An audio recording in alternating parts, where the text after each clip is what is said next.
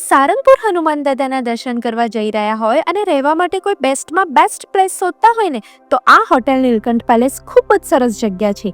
આ જગ્યા મંદિરની એકદમ નજીક છે એટલે તમારે કોઈ જ ચિંતા કરવાની જરૂર નથી. અહીંયા એન્ટર થતાં જ દાદાના સરસ મજાના દર્શન થઈ ગયા. અને રૂમ્સની વાત કરું તો હું અમને 5માંથી 5 આપીશ, કારણ કે નીટ એન્ડ ક્લીન તો છે જ, પણ અહીંયા બધી જ એમ્યુનિટીઝ પ્રોવાઈડ કરીને સારામાં સારી સર્વિસ આપે છે.